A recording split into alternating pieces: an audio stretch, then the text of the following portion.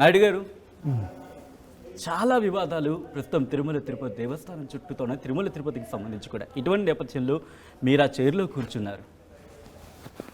చాలా ప్రశ్న నాతో పాటు మా టీం, ఎడిటోరియల్ టీంతో పాటు సీనియర్ జర్నలిస్టులు కూడా ఉన్నారు.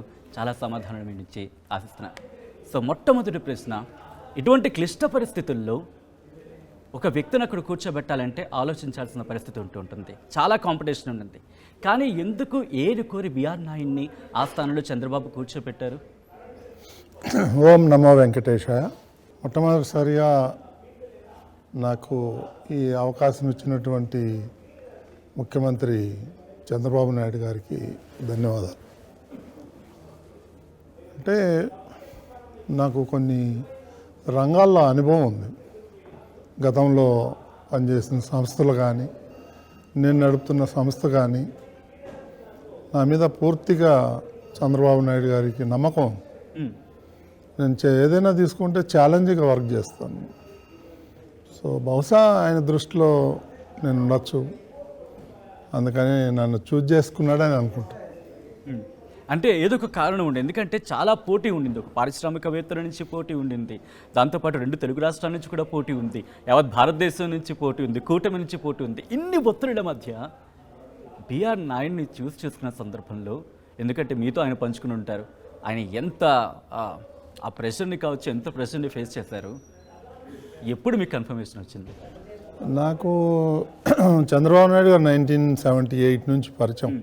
అంతకుముందు కూడా ఒక పక్క విలేజే పరిచయం ఉంది. 78 నుంచి ఫస్ట్ టైం ఆయన ఎమ్మెల్యే అయినప్పటి నుంచి ఆయనతోనే ఉన్నాను నేను. సో నేను బోల్డన్ని కార్యక్రమాలు చేసేవాడిని. ఈ రకరకాల స్పోర్ట్స్ కానీ, ఈ కల్చరల్ కానీ, వీటిలన్నిట్లో నాకు కొంచెం అనుభవం ఉంది. ఎవరికి చాలామందికి తెలియకపోవచ్చు, బట్ కొంతమందికి తెలుసు. చాలా తెలియని వాటిలో ఒక విషయం చెప్తారా? నేను బిహెచ్ఎల్లో వర్క్ చేసేవాడిని. నేను వర్క్ చేసేటప్పుడు 12,000 మంది ఎంప్లాయీస్ ఉండేవారు. నేను అక్కడ కమ్యూనిటీ సెంటర్, చాలా పెద్ద సెంటర్, తెలంగాణలోనే చాలా పెద్దది. దానికి జనరల్ సెక్రటరీగా నేను ఎలక్ట్ అయ్యాను. ఓటింగ్ సిస్టమ్ ఉంటుంది, చాలా కార్యక్రమాలు చేసేవాడిని.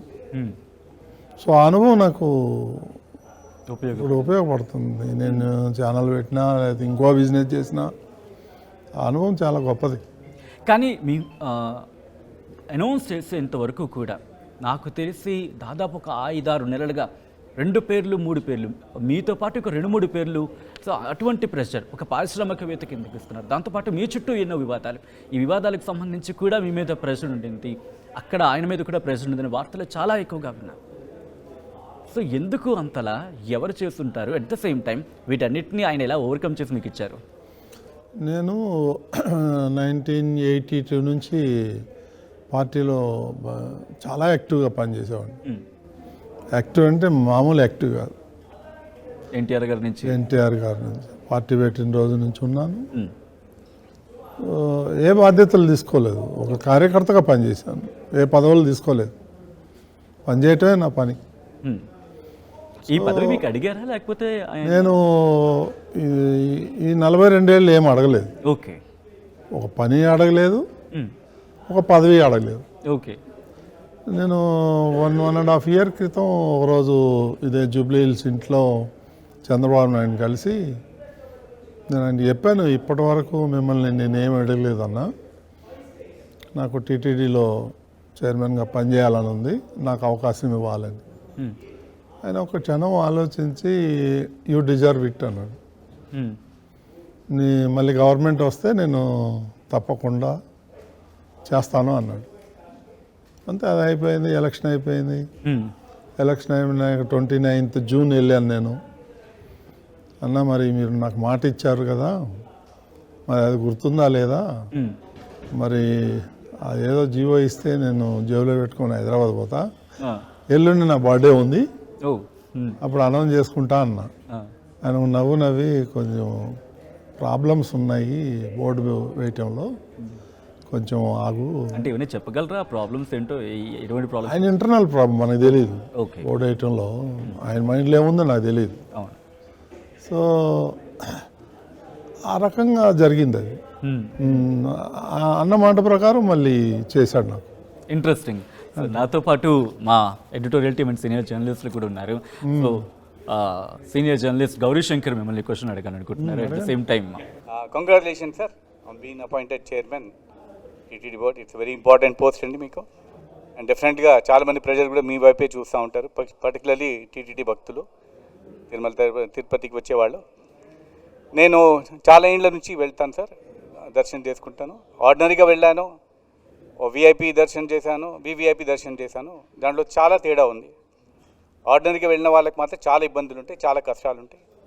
దర్శనం చేసుకోవటం కానీ, అకామిడేషన్ దొరకటం కానీ. విఐపి అంటే పర్లేదు, వివిఐపి అంటే ఇంకా హాయిగా ఉంటుంది అనుకోండి, పర్వాలేదు. అందరికి దొరకదు, ఆ ఛాన్స్ దొరకదు. బికాజ్ ప్రొఫెషన్లో ఉండే జర్నలిస్టులు ఉండే పరిచయంతో వచ్చింది. మీరు మొట్టమొదటిగా దీనికి సామాన్య ప్రజలకు దర్శనం ఈజీగా అయ్యేటట్టు ఏం చేస్తారు? అండ్ సెకండ్ థింగ్, పర్టికులర్లీ ఓ స్టాఫ్ని మీరు కొంచెం డిఫరెంట్గా కొంచెం వాళ్ళని ట్రైనింగ్ ఇవ్వాల్సి వస్తుంది. దే హ్యాండిల్ వెరీ బ్యాడ్లీ అంటే, పర్టికులర్లీ ఆర్డినరీ ఇది ఉంటుంది. అండ్ బ్రోకర్ సిస్టమ్స్ ఆల్రెడీ మీకు తెలుసు కదా ఎట్లా ఉంటుంది. అండ్ సెకండ్లీ, దర్శనం చేసుకునేటప్పుడు మనకు ఆన్లైన్ బుకింగ్ చేసుకునే సేవా దర్శనం చేసుకున్నప్పుడు ఎన్ష్యూర్ దట్ సైమల్టేనియస్గా వాళ్ళకి అకామిడేషన్ కూడా దొరికేటట్టు ఉండాలి. ఎందుకంటే ఒకసారి దర్శనం టికెట్లు బుక్ చేసుకొని మళ్ళీ అకామిడేషన్ కోసం చాలా ఇబ్బందులు పడుతూ ఉంటారు, వాళ్ళకి అకామిడేషన్ దొరకదు. దానికోసం అలాంగ్ విత్ ద దర్శన్ మీరు ఇమీడియట్గా అకామిడేషన్ కూడా 2 days 3 days అకామిడేషన్ ఇచ్చేటట్టు చూడాలి. ఇది నేను నా చిన్నతనం నుంచి నేను టెంపుల్కి వెళ్తాను. నేను 90% తిరుమలకే వెళ్తాను. నాకు అక్కడ ఉండే పరిస్థితులన్నీ పూర్తిగా అవగాహన ఉంది. సాధ్యమైనంత వరకు ఏదైతే జనరల్ పబ్లిక్ వస్తారో వాళ్ళకి తొందరగా దర్శనం చేయాలని నేను ఒక ప్రణాళిక పెట్టుకున్నాను. అదే మన జరిగిన బోర్డు మీటింగ్లో కూడా చెప్పాను. 2 గంటలు 3 గంటల్లో దర్శనం అయిపోవాలి ఒక వ్యక్తి వస్తే అని. దానికి ఎలా ఏంటనేది ఇప్పుడు లేటెస్ట్ టెక్నాలజీ వచ్చింది, ఆర్టిఫిషియల్ ఇంటెలిజెన్స్. ఒక భక్తుడు రాగానే ఫేస్ స్కాన్ అయిపోతుంది. ఆ స్కాన్లోనే అతనికి ఎన్ని గంటలకి వెళ్ళాలి అనే దాని మీద టైమింగ్ వచ్చేస్తుంది. ఆ టెక్నాలజీ యూజ్ చేస్తే మార్నింగ్ వస్తే ఈవినింగ్ 5 to 6 అనే టైం వస్తుంది. ఆ టైంలో అతను వెళ్ళి దర్శనం చేసుకొని బయటికి రావచ్చు ఈజీగా.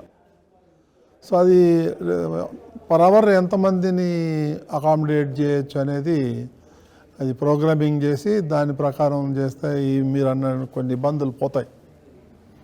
ఆ రకంగా ఆలోచన చేస్తున్నాము.